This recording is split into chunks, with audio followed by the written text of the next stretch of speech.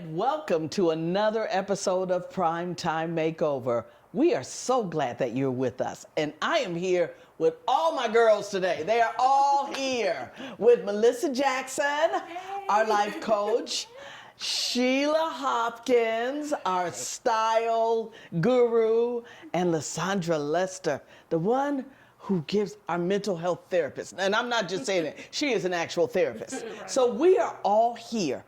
And as we look forward into 2026, we're going to have a discussion today facilitated by our life coach, and we're going to look at 2025. And so here's the topic.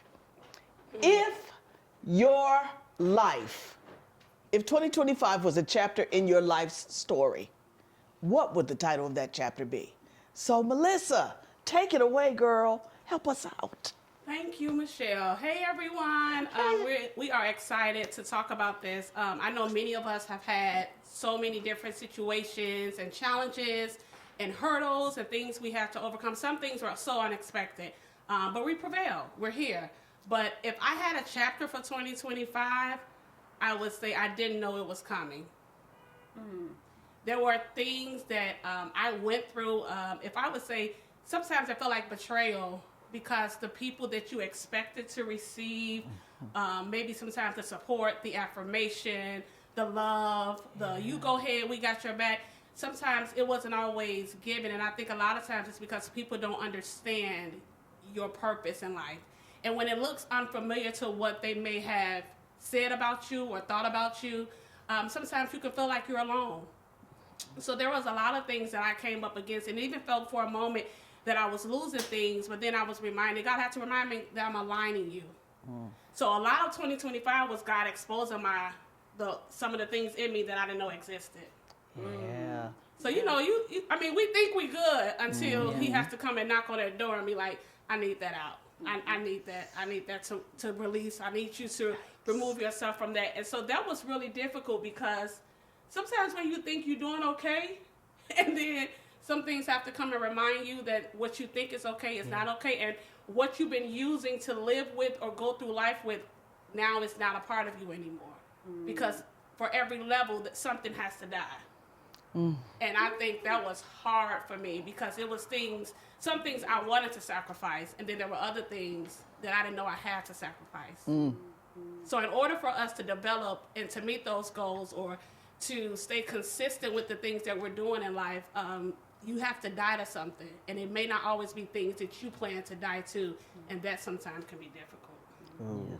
I don't choose my sacrifice. No, you don't. Yeah. But you used the word, you used that word betrayal, and betrayal to me is such a hard thing, because you don't get betrayed by people who are far off.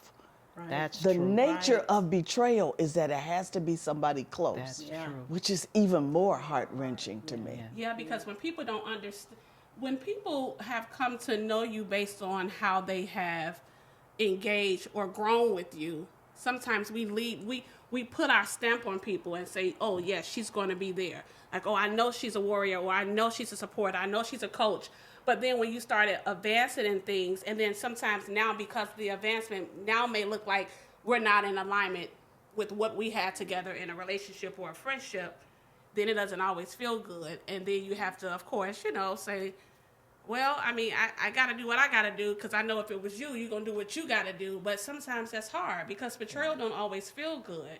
It really never feels good. Feels good. Right? Never feels good. To your point, because sometimes it's not the people that aren't really familiar with, it's the people that really know you. And then your purpose sometimes is so hidden to others that they look at you one way and don't realize there's more to you than what the eyes can see. Wow.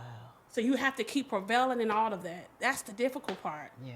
Because you want to love them, but you have to also love what you're called to and what fulfills you. Wow. So 2025. Do we hold on to people too long? I'm not saying past their usefulness, but I have a friend who says, that God puts people in your life for a season, for a lifetime, and it's like being on the train. When it's that person's time to get off the train, if you hold them in their seat, then the next person that's for you can't get on. Can't get in the seat. Yeah. Do we hold on to people too long? I think so. I think it's possible. I definitely think it's possible to hold on for people too long, but more often we let people go before we should. Ooh, Okay.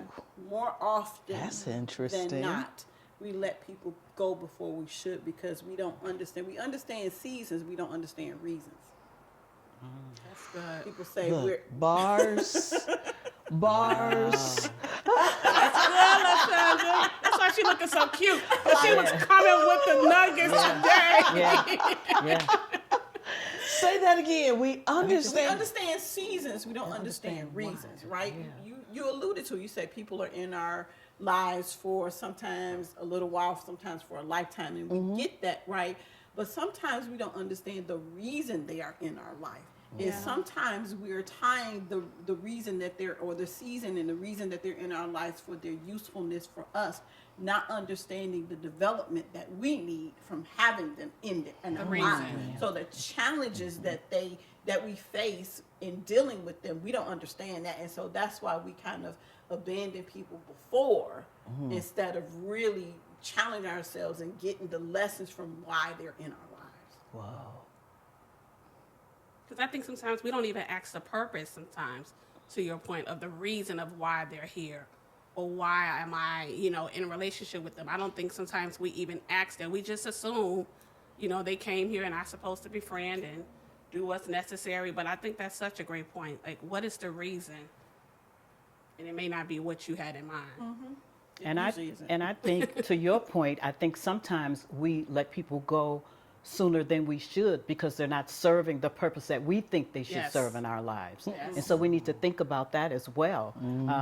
If it's a struggle, this person Yeah. is giving you a hard time, or if it's a struggle for you to be a friend with them or a family member or whatever, we tend to let them go without understanding why they are in our lives. Why? Oh, I am feeling really convicted. I used to pride myself on having the gift of goodbye. Oh. Yeah, and she looked at me and was like, oh. She had a therapist face on when she did that. Oh. But, and I thought it was a good thing. Like, I won't be entangled in anything that becomes difficult or hard. Goodbye, I will leave. And I thought it was a good thing.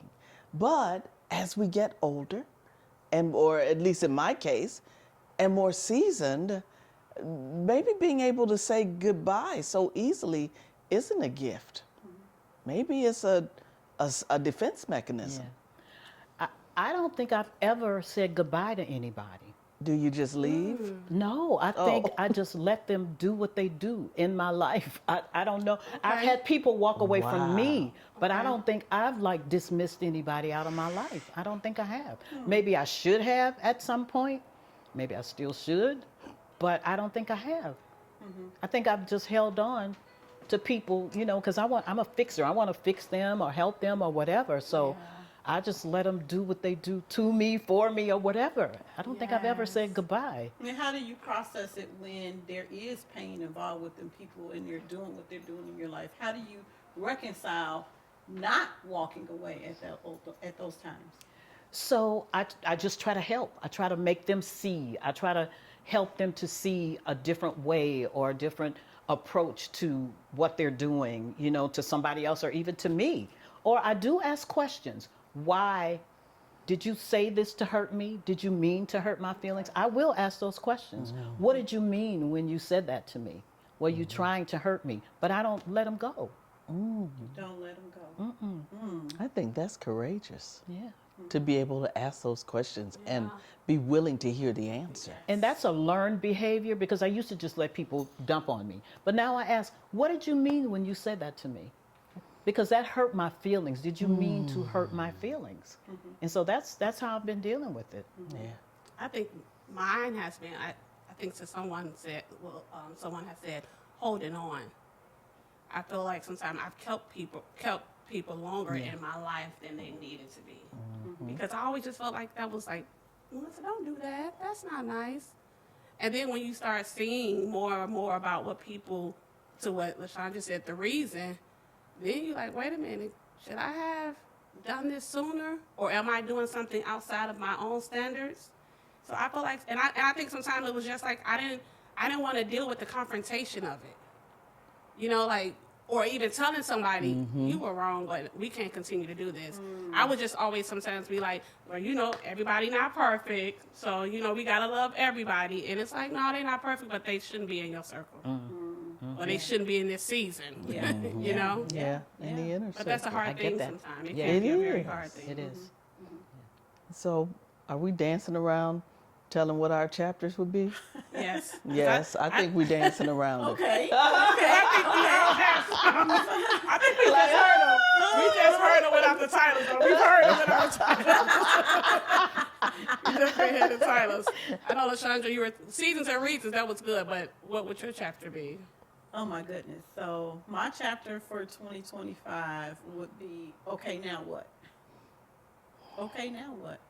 And the reason why 2025 would be that chapter for me is because of what happened in 2024. 2024, I was divorced. I was divorced in 2024. It came out of the blue. Wasn't prepared for it. Didn't expect it. You know, the circumstances surrounding it was just bizarre. In all kinds of ways. And so going into the end of chapter 2024, it was right around the holidays. So right around the holidays. So I'm navigating, you know, Thanksgiving, Christmas, you know, all of these traditions that we had together as a family, you know, we're like, okay, re-navigating that. And I don't know, at some point in time, I probably was there present. I probably wasn't present. Yeah. But I walked into 2025 saying, okay, now what? This has happened. This is now your reality. What are you going to do with it? And I know, you know, as a therapist, you know all the things to do, all the things that you tell your clients to do and all of those things. And I did a lot of them, but it felt different on the other side, which allowed me an even deeper level of empathy when working with people who are experiencing sudden loss, right? It's one thing when you kind of see it coming down the pipeline and it's mutually agreed upon and, you know, this is the best decision for everybody. It's a completely different experience when you didn't initiate it, you didn't agree with it, and you just had to accept it because this was somebody else's choice. But then I had agency myself, so I could make some choices about my life. And I chose to expand. I chose to burn brighter. I chose to be bolder, you know, in the woman that I have always been. But, you know, it's a different experience when I'll tell you about one experience. And this was just profound to me. In October of 2024, I was taking a course at Northwestern University. And I was leaving the course and I was walking to the parking garage and I was just walking downtown. And I had the experience of feeling completely naked. I was walking down a crowded Chicago street with hundreds of people around me, and I felt completely naked and exposed. And I said, okay, this is a feeling I have never felt before. And so in that moment, because it's raining that day, you know, it was like out of a movie. I was like, this could be a scene in a movie for real. But and then I said, okay, so you're naked, you're uncovered. Who's going to cover you? Where are you going to take shelter in? And I had some decisions to make about that, about really leaning into, obviously, God. You know, that's He's first and foremost. But then the support system that I had no idea was going to support me the way that they did. And Michelle was one of them. And I began to put some new clothes on. I began to put some new clothes on. And so, okay, now what? Okay, this is what. And so that brings me to, you know, thinking about 2026 and what that's going to look like. And baby, it's going to be one. It's gonna be It's one. gonna be one. Okay. That's like it's gonna be one. It's gonna be one. Yes, that's so good. Yay. Yay! We always win. Yes. Yes. We do. Yes. Yes, Yes, yes. we But that do. makes me think about Sheila and what your chapter would be titled. So as you were talking, as we've been talking, I've written a book in my head, so many chapters. But the one that stands out to me is it was a different world. It was a different world for me because I had experiences that I have never had in all of my decades on this planet. One of them was to take care of my husband, who has been sick all year. He can't drive, he can't work. And so I've been the everything in my home. I'm the cleaning lady, I'm the cook, I'm the driver, I'm everything. That is an experience that I hadn't had before. Because my first husband, I was spoiled. He did everything. I went to work, I had to get cute and go to work every day. That's it. This time around, my husband hasn't worked since February. He hasn't had a paycheck since February. We've been living off our savings. God has been good. But it's been very difficult. It's been challenging. And so I think I've gone through every emotion that you can go through in a situation like this. I've been hurt, I've been angry, I've been sad, I've been mad, I've been all of it. But through it all, I've managed to make it through. But it was just different. I didn't like it. Yeah. I didn't want to have to do it, but I did it. So that's been different for me. So I'll keep it brief because going into 2026, I have to take some time for me. I have to. And so that's what I plan to do in 2026. But 2025 has been challenging. And on top of having to take care of my husband, my sister passed away. I watched her dwindle down from a thick girl to a shell of a woman with cancer. And that was difficult. And so it was just a different world. I've not experienced anything like I experienced in 2025. So I know that life has those challenges. Life goes up and it goes down, but that's just been different because I've not been through that. You know, I've always been provided for, and now it's what it is now. And so that's been very hard, very, very hard. So a different world would be the chapter in my book. Wow. And I can see that because different worlds bring about different emotions, Yes. or emotions that you didn't know you would have to use, or different efforts you didn't know you would have to give. So it's almost like you had to wear a lot of hats that you never wore before. And you know, right now, though, even though we're still in 2025, I have such peace about it because I feel like I made it through. Yeah. I have peace about it. I'm not angry anymore. I went through the anger part too. It's like, you know, Yes. why am I going? Yes. You know, just be Right. real. Why am I? Why am I going through this? But now I have peace about it. Things are good for me, you know, emotionally. But it was very, very challenging. Very challenging. But I'm good. The one thing I did that really, really helped me was I walked every day. Okay. Every day. If I couldn't walk outside, I went to the gym. You know, so I did exercise every day. And exercise is so good for the mind. It is. So, Yeah. so yeah. Really So is. that's it. A different world. It's your portion. A different world. Michelle, what's your chapter? My chapter for 2025 would be the surprise nugget of anxiety in the joy. Now, because I was thinking about this, I was like, I've had such a good year. But my reaction to the good at times was alarming. Because when the good things happen, I'm starting to wait for a shoe to drop. Yes. And a lot of us, I know other people who think like that. I've had an amazing year, but it wasn't until probably the last couple of weeks. I was sitting in my chair, looking out of the window, doing my prayer. And I heard, you know, you got to embrace good stuff too. I can embrace hard things, Yes. but I was surprised at how anxious I was because there were so many good things happening. Yeah.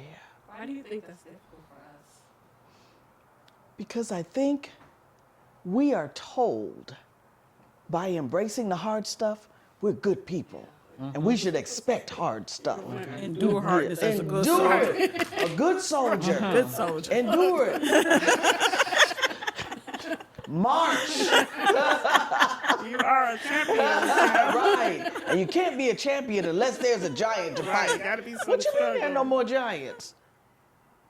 You killed the oh, but the last giant was in me. Yes. Because that's what's happening. And we talk about God is going to bless us and we're receiving all of this other stuff. But when he presents them to us, there is this kernel of anxiety and doubt and fear that says, oops, God gave this present to the wrong person. I don't deserve it. He's going to come back and get it in a minute. So don't get attached to it. Right. That was my surprise. The kernel of anxiety inside the good. Wow. I know, but I'm good now. Killing that last giant. Yeah. That was me. That's I the think one that's it's in 2025 was me. Like, I'm crushing you. Because there's some things I have to kill inside of you. And sometimes we don't know how to enjoy the blessing. It's almost, we feel like you said, LaShondra, like we're not deserving of it. Yeah. It's like, but you went through all of this. And you don't think there should be a blessing to follow after? Right. There should be some rewards that come. So my expectation has always been, God's gonna bless me. I'm gonna be all right. I went on about my business. You know, See? when I was working, I got promotion after promotion, and you want a new car, you got a new car, you got this, and then this happened. I was not expecting Yeah, this. you didn't see this coming. I didn't know this was coming. I didn't know this was coming. Okay, now what? Yeah, What? I did not, because I'm just, Do you you know. see this? We Do you all see got the it now. connection? You know, I'm skipping, see? I'm skipping through the tulips. You know, life has just been amazing and good and all this good stuff happening, even though I've had some loss or whatever. But this one This? right here was not See? expecting it Yeah. at all. See? And I think we know it's coming. We don't expect that No. to come. And then you're like, okay, when is it going to be over? Oh, it's a whole book, girl. Yeah. It's a whole been book, not just a almost, chapter. it's been almost a year now. Okay, now, what? It's one of them longer chapters. Yes. Yeah. It's a whole book. What's your chapter, Melissa? I didn't know it was coming. I would say that was one thing, like, after everything kept happening, I'm like, oh, I wasn't expecting that betrayal. Or I wasn't expecting that loss. And the loss sometimes didn't always look like the loss of someone leaving here. It was the loss of situations or friendships. When I say, you know, it's that season you go through, and it's almost like you can talk to everybody, and you be looking at your phone like, did somebody call me? And no, ain't nobody called. You know, you're looking for something because you're expecting that. But some of the loss, again, was God aligning me and also developing me at the same time. And it was so difficult because I love people. So then when he had to kind of retract me and like, no, I need you to sit in this for a moment because there were so many things. And when I say that I was exposed to, like even my nose, like became louder this year. Oh. Sandra was bolder, I was louder in that regard. And sometimes I would feel bad about it. Like when I would have to say, no, I'm not doing that. And then, you know, I had to be careful because I realized what I was allowing to do, I started seeing it in my girls. See? And then when my no became strict, you know, very strict and very, my boundary was like, no, you're not going past this. I started seeing it in them, and they look at me like, Mom, but I said, no, you're not doing this because what you don't understand is sometimes even situations of family can manipulate you. Because these are things you've been exposed to. Like manipulation in family is like when I tell you, it's something you have to really take time to sit and look and process and talk to a therapist or talk to a coach because you think it's just the way that you love or the family loves you or you've been loving everybody else. And sometimes it could just be control because they don't know no better. And then you just keep passing it down. And then at some point, it begins to be more detrimental, and then you think you've been living or you've been doing well until somebody has to come, like a therapist or a coach, and be like, I'm sorry to tell you, but Yeah. this is not the world, you know, that you should be living in, right? So it was my year of like, oh, I didn't know that was coming. It was kind of like you just kept, and it was just tears after tears, but it was just a release. It just kept being a release, and now I'm like, I feel like Sheila. I have a piece, and now I feel like my sister LaShonda, like, oh, 2026 is on and popping. Yeah. Yeah, I'm ready. You know, it's like you feel like I'm more encouraged now. I feel like whatever is coming and I'm about to come into, I have all the tools that are necessary because I allowed some things to be exposed. The process. Yeah. Yes, the process. Going It through the is. process. Yes, Going through the breaking, process. stripping, everything. You know. Yeah. And that's difficult to navigate because there's no framework for those kinds of losses. You know, every one of us kind of talked about like what we went through, and it was the stages of grief and the task of mourning. But you know, it's different. Like when somebody dies, you know, you have that support, even if it's not, you know, genuine. Like, okay, people are like, I'm there for you. They're bringing hot roast and they're doing all the things right, chicken and, you know, greens and, you know, they come and, you know, you feel that sense of. But when you're having these ambiguous losses that really can't be defined in certain ways, there's no framework for you to process it, and you don't even know you're grieving. You don't know you're grieving. There's a deep mourning that's happening for you, but it doesn't look like what we're accustomed to. And so we don't have those support systems that come around us and say, you know, are you okay? Can I help you? Do you need a meal today? Like, there wasn't no meal showing up None for of me. that. No, right. Right. Girl, you just, divorce happens every day, right? You ain't gonna be the last. Yeah. You ain't the first, you ain't the last. There was no meal showing up for me. There was no, you know what I mean? And so navigating those losses and that grief process when you don't have a framework for it is a very difficult thing to do. And you're kind of making it up as you go along. That's right. You're making it up as you're going along. You're stumbling and you're trying to figure it out and this and that. But getting through, navigating through and getting to the other side, as we all kind of talked about today, is the victory. Yes. Right? It's the victory. It's the victory. So even though when we didn't see it coming and it's okay, well, now what? And okay, this popped up in the middle of all of these things, right? Looking back, and that's the only way you really see progress is when you look back on where you've come from and you're like, Oh, I made it. I did That's that. right. I did that. Yes. Yes. Like, that was me. You gotta encourage yourself, like, okay, girl. Yes, for sure. But listen, I'm good. Wrap us up. I'm good. I would definitely say one thing I will always say to even to my girls, you know, don't settle. There's so many things in life, so many situations, so many different scenarios, like even Sheila was saying, so many different worlds you may come into, sometimes so many different hats. And so what LaShawn just said too, you don't always have the framework, but always remember whatever comes to you, you have the capacity for it. Nothing ever comes to you for you to fail, but it's always to expose what you don't need and always to expose what now that you never saw that you actually can use. So don't let obstacles make you feel like you're a failure. Take them on, because there's always something that's trying to be proven if you allow things to happen. And then now you can look back and that's what I'm trying to say. You'll be like, oh, I did that. You want to have a year, a moment, whenever it should happen, but you'll always want to look back and say, you know what? I did that. I did that. I did that. I I did did that. that. We can conclude right there. Right I there. did that. I did that. I did that.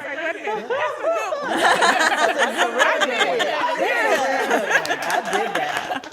So we are grateful that you joined us for this episode of Primetime Makeover, and we will see you the next time as we talk about how not to be the woman that hurt you. See you next time.